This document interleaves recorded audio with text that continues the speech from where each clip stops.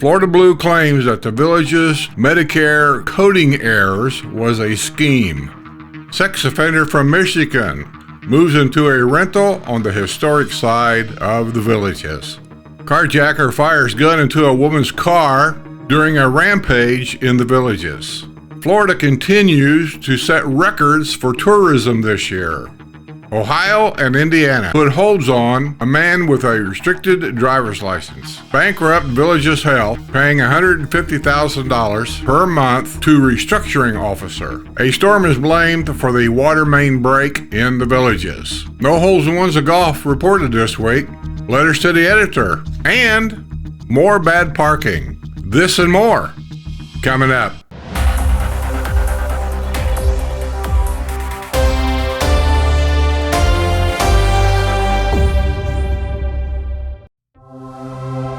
This week's news is brought to you by my YouTube and Patreon members.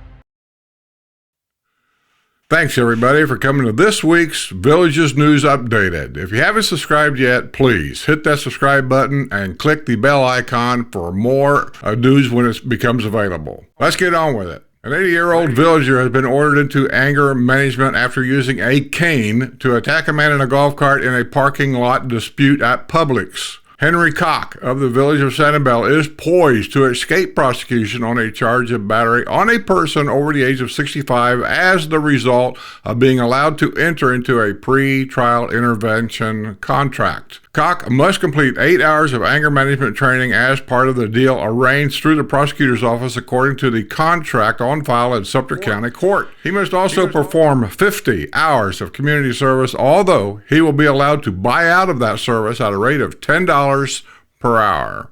And that'll be his update. A carjacker fired a bullet into a woman's Cadillac during a terrifying rampage in Florida's friendliest hometown. An arrest report is providing details about a convicted felon who brandished a weapon at Colony Cottage Recreation Center and a nearby Walgreens at Colony Plaza. The 911 dispatch center received multiple calls at 8:17 p.m. Wednesday, reporting a man with a gun attempting to enter a vehicle at Walgreens, according to the arrest report. 4 minutes later, a sheriff's office crime scene technician who was at Colony Cottage Recreation Center used her agency-issued portable radio to press her man-down button, alerting all sheriff's office employees equipped with agency-issued radios. A woman was in a red Cadillac at Walgreens when 48-year-old Christopher Allen Grant approached her with a towel draped over a gun. He tried to open the door of her Cadillac. The woman said she was in fear of her life and drove a short distance away. She returned to Walgreens to let store employees know what had happened. When she reached the parking lot, Grant fired a gun at her Cadillac. The bullet entered the driver's side back seat and traveled across the center console, hitting the passenger side dashboard. This guy didn't care if there was children in the car. Inside the store, Grant had pointed a gun at a man's head. Grant told the man to follow his orders or he would blow his head off. Grant ordered the man to move from the rear of the store to the front of the store. Grant, who stands 6 feet tall and weighs 175 pounds, grabbed a Walgreens employee by the arm. The Walgreens worker had been assisting a customer when the woman ran by screaming that the man in the store had a gun. Minutes later, at Colony Cottage, Grant pointed his gun at a man and forced him into his vehicle. Grant was seated in the passenger seat and ordered the man to drive. The man had discreetly removed a backpack from his car, which held the vehicle's key fob, and in an attempt to halt the carjacking. The man spotted a sheriff's office crime scene technician van and made a break for it. Grant chased the man toward the crime scene technician vehicle where he pointed a gun at the man as well as the crime scene technician. Deputies descended on the scene and took Grant into custody. He continued to be held without bond Wednesday night at the Sumter County Detention Center. Listen, people, look at this guy. Just look at this guy. You know, I hate to say that I'm being, discriminatory or whatever, but look at this guy. He's a mess.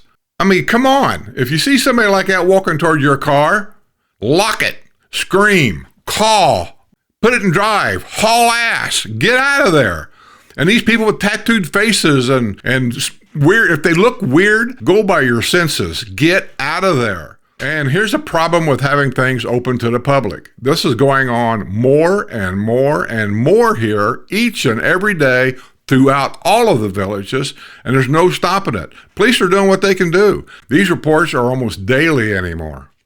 Okay, there's a lot of the village's bankruptcy information. It's a lot. I'm not going to be able to read all of this. This news will be way too long, and I know that the average person doesn't even care. But I do because I'm in the village's health system, and there's many of us that are. An ombudsman has been appointed to monitor patient care in the village's health.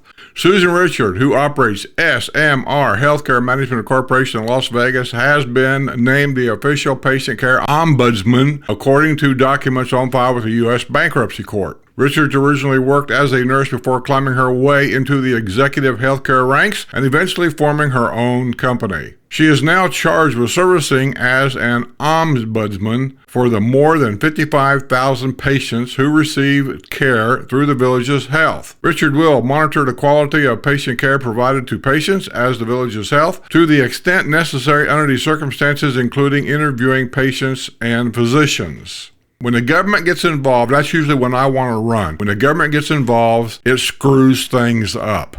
The 55,000 patients, as well as the 900 employees in the village's health, are in uncertain waters after the village's health CEO Bobby Trin announced in July that the village's health was seeking bankruptcy protection. The bankruptcy is intertwined with erroneous Medicare coding. I don't understand that. That could force the village's health to repay as much as $360 million to the U.S. government. Eyebrows have been raised here in Florida's friendliest hometown after it was revealed in court documents that Trin received a $200,000 bonus the day before the bankruptcy was announced. Now that seems a little suspicious to me, but I don't understand how this all works. Trin's compensation over the past 6 years has been $1.06 million. Many villagers are wondering why Trin has been so handsomely rewarded if he was oblivious to the Medicare coding errors which prompted the bankruptcy. In July 3, a letter from Trin reassured patients that the planned sale of the village's health to Humana's Centerwell would be seamless. But right out of the gate, the seamless transition hit a roadblock due to legal objections from United Healthcare, which has an exclusive marketing arrangement with the village's health dating back to 2013. United Healthcare had paid rights for exclusive use of the village's health logo in marketing its Medicare Advantage plan for the villages. And that's when I signed in. I moved here 2014, so right in that area right there is when I signed up. And what they just said right there is absolutely true. Regardless of what anybody else is telling you, I'm telling you it's absolutely true. I thought United Healthcare was it. That's all they ever talked about. You went in any of the offices, it was United Healthcare. There was nobody else in there. Now, what happened years after that, I'm not aware of. They've changed things, I believe. They started adding Blue Cross and Blue Shield, and they started accepting other places. But up to that point, anybody that had standard Medicare, I'll call it, they were kicked out. The villages said, you got to find somebody else. You got 60 days to do so. We're done. You can't be, unless you're on Medicare Advantage, you could not be part of the village's health system. Since then, there's been a lot of issues raised and been a lot of changes. So when I talk about something that happened in 2014, please don't attack me for something that you said you did in 2018. It's not the same at all. Florida Blue has claimed in a legal document that it was overbilled by $25 million by the village's health thanks to the so-called medical coding errors. Florida Blue also claims the errors were actually a scheme. It's the latest revelation in the ongoing legal and financial saga surrounding the bankrupt healthcare provider founded by the villages. Blue Cross and Blue Shield of Florida, known by its trade name Florida Blue, offers various health insurance plans for residents in the villages. Florida Blue is alleging that it was overbilled by the villages health, which falsely added 2 specific diagnoses into patient files: cognitive defects and other specific hematological disorders and specific heart arrhythmia. Sorry if I pronounced any of that wrong. Florida Blue charges that the coding error in reality turned out to be a 4 years long scheme to add diagnostic codes to patient files. Florida Blue charges that the coding errors have cost it $25 million. Florida Blue has scoured the data and concluded that in 2024 alone, the village's health's misconduct resulted in thousands of diagnostic codes that should not have been included in patient files and corresponding overpayment of approximately $8 million, according to the documented filed this week in U.S. bankruptcy court. Florida Blue says this miscoding also extended into payments years 2023, 2022, and 2021, as well as continuing in payment year 2025. Furthermore, Florida Blue claims that the village's health had promised to provide the data necessary for Florida Blue to calculate the amount of overpayment for those years, but suddenly filed for bankruptcy before delivering the data. United Healthcare, which sold Medicare Advantage plans for many years as a partner of the village's health, also has said it was stunned by the sudden bankruptcy announcement made in July by the village's health CEO, Bobby Trin. He collected a $200,000 retention bonus one day before sending a letter to all 55,000 patients of the village's health, assuring them their care would continue despite the bankruptcy.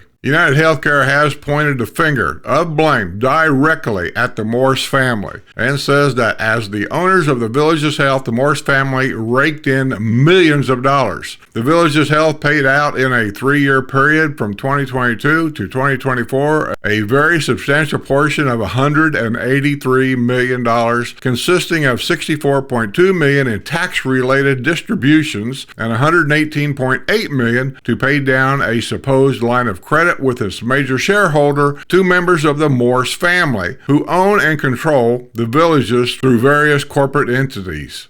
United Healthcare also charges that the village's health claims not to know how much money it distributed to shareholders in 2020 and 2021. United Healthcare further contends that the $118.8 million purportedly spent paying down the line of credit was actually disguised equity distributions paid to the Morse family. During those years, the village's health also was paying roughly $10 million in annual rent to the village's operating company for the use of the clinics. Well, I'm not a lawyer. I'm not a judge. I have owned a few businesses in my life. Nothing like this, but I have owned a few businesses. Some of the stuff they're talking about that they're investigating, to me, as a former business owner, sounds legit. They're going to investigate everything. Now that this has been filed by the bankruptcy court and there's a different bankruptcy attorneys involved, I think the books are going to be opened. Like it or not, how much of that is going to actually show anything? Time will tell, I guess. But I'm not going to say anybody's guilty of anything until we hear the full story. These letters that people send in to the editor and stuff like that, they don't know nothing. They don't know any more than I know anything.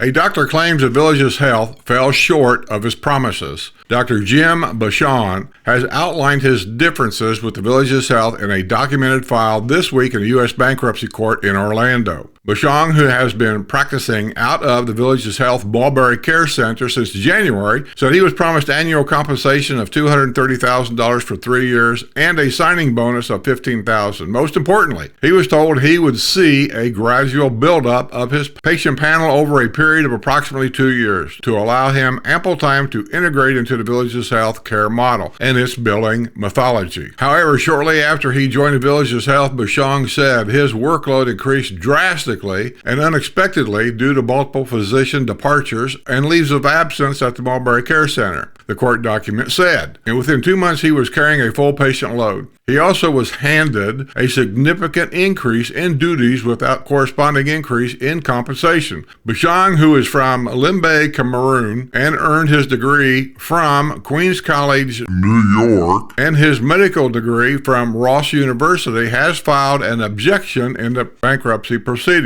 Also in bankruptcy court this week, Judge Lori Vaughn received assurance that the Villages Health 55,000 patients are being kept in the loop and being provided updates about the status of the bankruptcy proceedings. Vaughn presided in the hearing about the crucial financing needed to keep the Villages Health afloat prior to a possible sale in September. United Healthcare, the Villages Health, longtime Medicare Advantage partner, had objected to the $46 million financial bridge offered by the Villages at 10% interest. Lawyers were able to iron out the interim agreement when the judge provided an additional 30-minute recess for the last-minute bargaining session.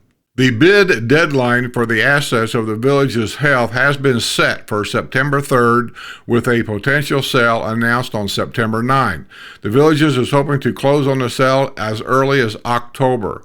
The bankruptcy is intertwined with erroneous Medicare coding that could force the Villages Health to repay as much as $360 million to the U.S. government. You know, and I'm not sticking up for anybody. I'm just looking at all angles here. That Medicare coding thing basically is they hire a company to come in, a professional medical probably company, and write the formulas for billing on their computers. Now, if the person that programmed the computer programmed it wrong to where the person, let's say me, is sitting here and I'm just typing bills for people for their visits, and I'm doing what the computer tells me to do, I have nothing to say about that. Now, if that coding that they're putting on them bills is wrong and billing wrong and things have been added that shouldn't be there, that's where they need to investigate, is why is it not there and why is it there? And you need to go to back probably to the programmer that programmed these computers. What company is that? I don't know. I don't even know if I'm right. I'm just looking at all angles here. But I will tell you, I have a lot of registered nurses. I have a lot of people that watches my channel from the medical field. You know, I don't have the largest subscribership here, but I have, I think, some of the smartest. And I got doctors that are retired, some are still working, and they get this information, what's going on down here, because possibly they're thinking about retiring down here. I don't know. But anybody that knows anything about this, watch the comments below. You'll see them.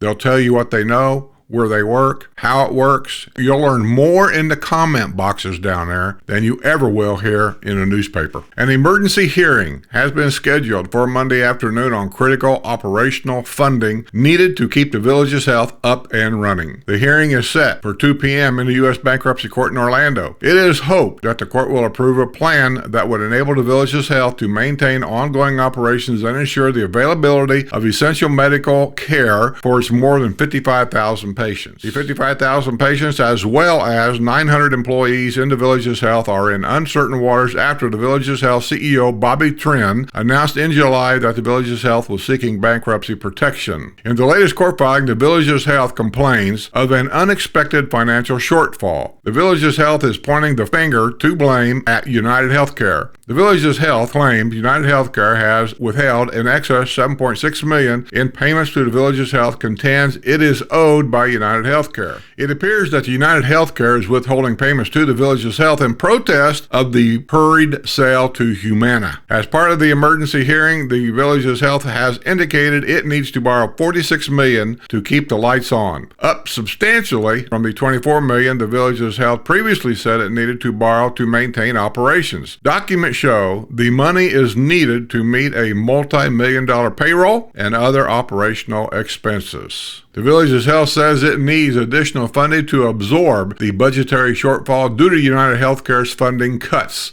The financial and legal turmoil have left the 55,000 patients in the Village's Health in medical limbo. All indications are that the Villages is extremely eager to abandon its nearly decade-and-a-half effort to revive a Marcus Welby approach to medicine and to quickly shed financial liabilities connected to the bankruptcy and potential reimbursements of $360 million to the U.S. government. The Villages is hoping to close on a sale to Humana in early October. That'll all be settled in bankruptcy court. They can't sell anything now without court's approval. So, and they may already have that. I don't know that.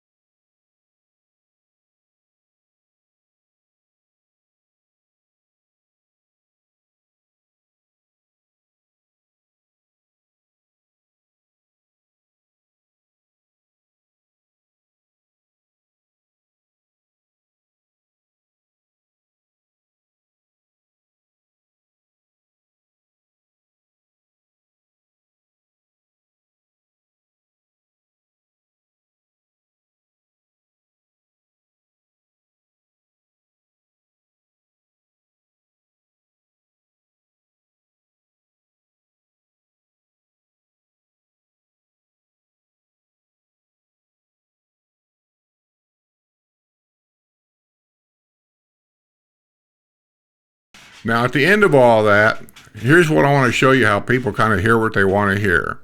Here's a letter to the editor that I really should read at the end of all this, like I normally do, but I want to throw it here. So after reading all them different articles, that was about 4 different days of articles that I'm trying to catch you up with kind of what's going on. I'm going to read this letter to the editor, and in the comments below, you tell me how this person come up to any of this. To the editor. Are those at the Village's Health responsible for the theft of millions from Medicare? Theft. Nobody's been charged with anything. Being charged with providing repayment with interest, where'd that come from? In the order to minimize their prison sentences. See what I mean? This is the kind of rhetoric I'm talking about. Don't pay no attention to this. This guy's just made this up. Or he come to his own conclusions about things that was never reported. Potential property tax reform hangs like a shadow as Wildwood and other municipalities craft their budgets. It won't affect next year's budget, but the possibility of a statewide referendum next year to eliminate property taxes on homestead property could push cities and counties into financial distress. Oh, I'm sure you'll figure out a way how to get more money out of us. Wildwood City Manager Jason McHugh addressed the issue in a letter to commissioners who met Monday for their third budget workshop. Adoption of the proposed $280 million budget for 2025 and 2026 is expected next month after 2 public hearings. The next fiscal year begins October 1. Governor Ron DeSantis has advocated for a property tax reform initiative, possibly eliminating some taxes. The state has also created its own Department of Government Efficiency to analyze local government spending. If property tax were eliminated, the impact on the city of Wildwood would be severe and far-reaching, McHugh said. The city would face immediate budget deficits, forcing deep service cuts, eliminations of positions, and the need to pursue alternative funding. Wildwood expects to collect about $21.9 million in property taxes next year, which funds nearly half of the city's operating budget, paying for police protection and other services. The tax rate of $2.83 per 1,000 assessed value. I hate that word, assessed value. You know what that means, right? That means they're going to tell you what they think that property's worth, not what it's really worth. Assessed value would be the same as last year. It is considered a tax increase because it is higher than the rollback rate amount of $2.70, which is the rate needed to collect the same revenue as the prior year, except new construction. Home construction in the village of Southern Oaks, apartment projects, and commercial areas have boosted Wildwood's estimated tax base next year to $8.1 billion. Growth has spawned the need to expand the city's wastewater treatment plant. How's come the contractors ain't paying for that? Revenue bonds issued this fall will cover most of the $150 million cost of a new plant and upgrades to the current plant. When both projects are completed, Wildwood will have daily wastewater capacity of 5.5 million gallons. Facing the potential elimination of some property taxes, Commissioner Joe Elliott said local officials will need to campaign hard against a referendum. I'm not. I'm for it. You guys need to start balancing your budget. I'm tired of paying for everybody's bullshit. I think it's going to be a long uphill battle, but I like to think we will prevail. I hope not. Listen, I have been an advocate for eliminating property taxes. Even when I was in Indiana, I wrote letters to the different governors and mayors, and it got nowhere. It's just like once the government gets a hold of your billfold, they will never let go of it. And it's not their money. It's our money. They don't need that money. There's other things they can do. Tourism taxes is one. Indianapolis could do that with the races they have up there. All kinds of things. I don't want to get into it, but they do all kinds of other things to come up with the money without bothering elderly people, retired, about property taxes. They're always talking about tax relief, but they never do it. They're always talking about how seniors need more medical help and things like that. Pharmaceuticals, there's a big thing with pharmaceuticals right now. You know, Eli Lilly's on the chopping block about how much they're charging for drugs in the United States compared to what they're charging in other countries. But at the same time, things that they could do to help us, they just don't want to do. Property taxes is one of I've advocated for. I saw my parents and how they struggled about medical bills and things like that. And yet in a small town of nothing, and he lived in a small town of nothing, he paid more property taxes in that little town with there was 2 cops, I think, in the whole town. That's all there was. And I just thought to myself, you know, if these people up here didn't have to pay property taxes, and they were paying like $2,600 a month at that time, I said that $2,500 or $2,600 a month would help these people a lot. And if you think about it, you really never own your property by them keeping that tax on there. And I think that's what it's all about. They like to have that little possession right there because then they can push you to do things you really don't want to do any other way or any other time, but they got that hold on your property. Well, you better do it. If you don't do it, we'll take your property. Well, do away with that property taxes, and guess what? Now I own the property. I don't have to pay rent on my land or my property here in order for me to live here, and that's what it really boils down to. You're paying the government rent to be able to stay on your property. That really isn't your property. It can be taken away from you for 100 reasons. So I'm an advocate for doing away with property taxes on people over the age of, pick one, 70? Anybody over the age of 70 in any state doesn't pay property taxes, just to help them out. I'm for it. Let's have some more news. A clerk frantically fled out the back door of a 7-Eleven in the Villages when an intoxicated man demanded entry after the store had been closed. The lady clerk had closed up the convenience store located on the historic side of the Villages at 11 p.m. Friday when 40-year-old Moses Owen Hicko Hudden of Leesburg showed up at the front door, according to the arrest report of the Lady Lake Police Department. The clerk gestured and announced, "We're closed." Hudden began shouting, "Open the door." The heavily tattooed Massachusetts native began to kick and bang at the locked front doors. The clerk dialed 911 and ran out the back door. Hudden apparently found the unlocked rear door, walked into the convenience store, and poured himself a big gulp soda. Well, he was just thirsty. He walked out the front door without paying for the drink. Who was he going to pay? There's nobody in there. An officer arrived on the scene and immediately noticed that Hudden's speech was slurred and he had a thick tongue. Hudden, who was arrested last year in a stolen Land Rover in the Villages, appeared to be oblivious to the events which had transpired minutes earlier. "I only walked inside the store," he told police. The 7-Eleven clerk positively identified Hudden as the man who tried to force his way into the store. He was placed in a squad car and transported to Lake County Jail. When they reached the jail, Hudden was slumped over and gasping. He was taken to Advent Health Waterman, where he was evaluated and medically cleared. He was returned to the jail, and he was booked on charges of burglary, theft, and disorderly intoxication. Bond was set at $26,000. A man was arrested after he was found with drugs in a hotel room in the Villages. Officers were called at about 2:30 a.m. Friday at the Marriott Town Place Suites in Spanish Springs to investigate a report of an argument over a missing cell phone, according to the arrest report from the Lady Lake Police Department.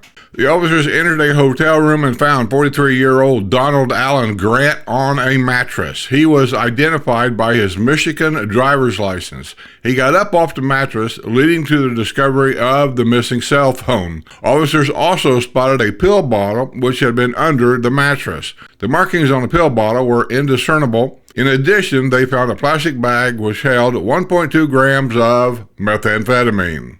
He was taken into custody and booked without bond at the Lake County Jail. He was held without bond due to the probation violation. He was placed on probation following his arrest in 2024. In that incident, he had been speeding on Rolling Acres Road. During a traffic stop, he was found to be in possession of a Palmetto Arms AR-15 rifle. He was not permitted to possess a weapon due to a primary felony conviction in Michigan. I'm always amazed about how stupid some of these people are.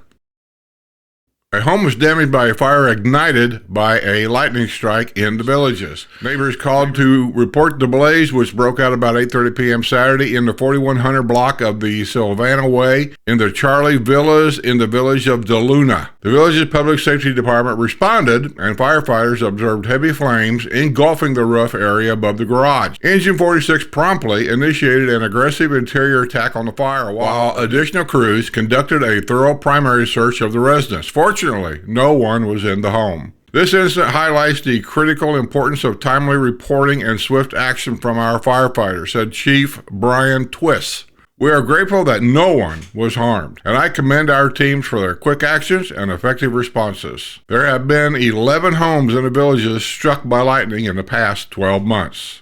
I know you guys up north, I'm from the north, we've all seen lightning, we've all been through thunderstorms, thunder boomers as we like to call them. There is something about Florida that when down here it's almost scary in a lot of cases. The clouds seem like they hang lower to the ground. The lightning and thunder seems like it's hanging lower to the ground. So when they have a severe thunderstorm here, it puts all your senses at work to beware, to watch, to listen, to look. That's all I can really tell you. That your first major thunderstorm here is probably going to be an awakening. Okay, all you naysayers out there that says that Florida is getting ready to go bust, people are moving out by the hundreds of thousands, we're going to go broke. Well, here's an official. Florida has announced it has achieved another historic milestone in tourism, welcoming a record-breaking 34.4 million travelers in the second quarter of 2025. This all-time high for second quarter visitation further cements Florida's reputation as the nation's premier travel destination. These results are proof of Florida's enduring draw and the state's commitment for outstanding experiences from visitors from across the country and the world. Florida continues to lead the way as the nation's top travel destination. People from all over the world come to the free state of Florida to take advantage of our top-tier attractions, great weather, and our commitment to public safety. Today's record numbers are a testament to the work we've done to make Florida the most appealing state to visit in the nation. Domestic travelers accounted for 91.5% of total visitation, with 31.5 million Americans visiting the state. Overseas visitation rose by 11.4% over the year to reach 2.3 million, with an additional 640,000 Canadian visitors visiting Florida. That should answer the question of the email saying, we understand that Americans don't want Canadians coming down anymore. Not in Florida. I'm telling you, this is what you're hearing up there is BS. In addition, Florida's 19 commercial airports handled 28.6 million total enplanements. Punta Gorda, up 22.5%. St. Petersburg, Clermont, up 14%. Room demand at Florida's hotels rose by 1.2%. Florida's hotels could go up a heck of a lot more if they would get them prices back down to pre-COVID prices like they said they were going to do, but never did.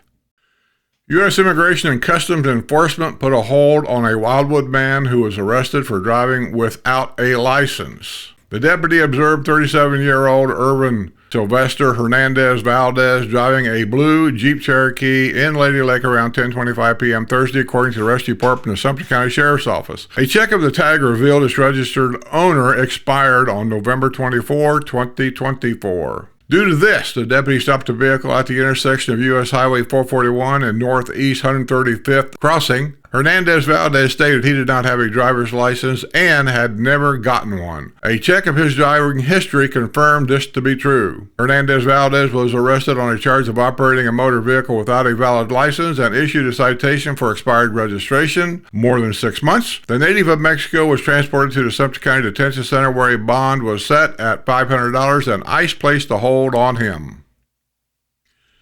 A man with a suspended license was arrested when a permit to travel for work revealed he was not allowed to drive in Florida. A deputy observed 35-year-old Stephen James Wells of Eustis driving a blue GMC Arcadia just north of the Florida Turnpike in Wildwood around 10:40 p.m. Thursday, according to the arrest report from the Sumter County Sheriff's Office. The vehicle's tag lights were not working, leading to the traffic stop at Mobile, located at 1221 South Main Street. The deputy spoke to Wells and asked for his driver's license, registration, and insurance. He handed over an Ohio ID and stated his license was suspended. He also claimed to have special conditions that allowed him to drive to and from work, the report said. Wells gave the deputy a very worn piece of paper, which was a driving permit dated November 21, 2024. The sentences were illegible, but the deputy could make out that Wells was allowed to drive to and from his place of employment. These are listed as rump gutters in Indiana,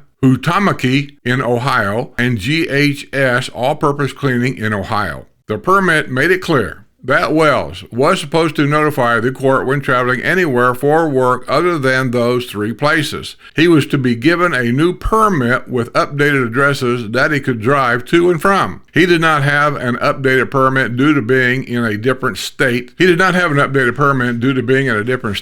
That was not listed. Wells was subsequently arrested for charges of driving while license suspended. The Ohio native was transported to Sumter County Detention Center where a bond was set at $2,000 and 3 holds were placed on him from Indiana and Ohio. Goodbye, young man. U.S. Immigration and Customs Enforcement has placed a hold on a Wildwood man who admitted he was not a citizen and did not have a license. A deputy observed a white Dodge Challenger heading north on Preston Drive in the Villages around 10:45 p.m. Sunday, according to the arrest report from the Sumter County Sheriff's Office. A check of the tag revealed the registered owner, 30-year-old Eduardo Salgado Fuardo, did not have a driver's license. He subsequently stopped the vehicle at the Circle K at Southern Trace Plaza. Salgado Fuardo admitted he did not have a license, nor had he ever had one in the United States. He was not a citizen and handed the deputy a Mexican ID card, the report said. Salgado was arrested on charges of operating a vehicle without a valid license. He was transported to the Sumter County Detention Center for bond, where ICE put a hold on his custody. A sex offender from Michigan has moved into a rental property on the historic side of the Villages. Chad Anthony Johnson, 48, registered an address Friday at 1003 Orne Avenue in the village of Silver Lake, according to the Florida Department of Law Enforcement. He was convicted in 2019 of second-degree sexual conduct in Livingston County, Michigan. The victim was a female. He has registered a permanent address at the manufactured home, which dates back to 1984. You guys see this guy around any of the family pools up there and children? I believe we have a law here that says he's not allowed to be within like 1,000 feet of it. Call the sheriff. This week's stormy weather is being blamed for a water main break in the Villages. The Sumter County Public Works Department has announced the partial closure of Duncan Drive and Irwin Way in the village of Virginia Trace following a violent lightning storm and heavy rain which occurred Monday night. Public Works has been actively coordinating with Jacobs to complete the necessary repairs and reopen the roadway as soon as possible. Motorists are urged to avoid Duncan Drive and Irwin Way when possible and to use caution when traveling near the work zone. Nearly 6 inches of rain prompted flooding of the streets of Wildwood, where the wastewater treatment plant was also overwhelmed, prompting a 5,000-gallon overflow. In addition, the heavy rain forced the closure of several pools in the Villages due to equipment usage. Yeah, we did. We had one heck of a lot of rain downpour. which, you know, you might say is unusual. It really isn't. It's just that when we get a lot of rain like that, it does have a tendency to bother a lot of stuff, like swimming pools. They overflow. They get contaminated with the rainwater. Okay, let's go to letters to the editor. I'm going to keep it short because I think this news is getting a little too long now. To the editor, I would love to have a White Castle in the villages. We just got new restaurants, Portillo's and Costco, and now we're complaining about a White Castle. It never ends. Used to have them in Chicago, and I lived in the Quad Cities. Our DJ Michaels and Dwyer would have a plane fly to Chicago to get us a bunch of White Castle, but I moved. Now I wish I could get them. They are not the same in the stores. That's sent in by Lori Kluel of Villa of Della Vista. Well, maybe we will. There's a White Castle in Orlando, I know that. I didn't go for the opening, but a friend of mine done video down there at the opening, and it was a madhouse, just a madhouse. I mean, and I'm just thinking traffic and all these new restaurants. And I went to Portillo's the other day, and it was just a madhouse. You couldn't. There was no place to even sit to eat. My mind says, if I can't sit down to eat, why am I in here? It was terrible. So as of my first visit to Portillo's, I'm going to tell you right now, I am not a fan. So there you go. White Castle, I've been to White Castle many, many times. Indianapolis area, it was everywhere. They're okay. I don't think they're great at all. They're just a burger with onions, and now they're even getting cheap over the years. Instead of having a burger to put on that bun, so-called bun, now they're punching holes in the burger to save that little bit of meat. And they're telling you it's because it fries more evenly. They don't curl up. That's bull. They're doing it to save a little bit of meat. Why don't we poke a hole in the bun? That way we don't have to worry about eating all that bread. Good Lord. To the editor, I am so sick of hearing about the meaning of loofah and loofah parties and the like. We'll get used to it because these rumors run wild around here, and once people get a hold of them, especially the people that really don't live here, they run wild with these rumors, and people latch a hold of it. I don't know why, but they just do. Women put loofahs on their cars to find them in the parking lots. I believe that. Who is it that has to make something sexual about everything women do? Sick. It ain't everything women do. You know the STD rumors. We all know they're not true. We all know it's bullshit. But that people on the outside latch a hold of that. They think they know something. They remind me of when I was a youngster. My mom was just as bad. She would read the newspaper and then talk to my dad and tell dad about this or that, whatever it was they were talking about. And dad would ask her, where'd you find that out at? She said, it was in a newspaper. And I was told in school at that young age, you can't believe everything you read, only believe half. It says, believe half of what you hear and everything that you see. And I never forgot that saying. And so I said, Mom, just because it's in the paper don't mean it's true. She said, well, if it wasn't true, it wouldn't be in the paper. That was her thought. And I'm thinking a lot of people are like that with the internet. If it wasn't true, it wouldn't be on the internet. You have a lot to learn. Well, I think that's going to be the news for this week, and I appreciate everybody for coming to the channel and subscribing and leaving comments below. All that helps the channel. YouTube has changed the analytics again. I don't know why, but anyway, my views on my news have been dropping, so I don't know if you're being notified. If you're not, make sure you subscribe. Hit the bell. That's the bell icon there when it comes up. That's a notification bell. It will notify you every time we put up a new video. We got a Patreon lunch, I think, coming up here shortly. I don't set those up, but the crew does. So they'll let me know when and where and what time, and I will notify all Patreon members and YouTube members about that. So if you want to go to one of our Patreon lunches or members lunches, like we like to call them, you got to be a member or you're not going to know about it. And by the way, coming up next is going to be everybody's favorite, bad parking. So with that being said, I'm going to get out of here and say have a great weekend. Be well, stay safe, be alert, be aware.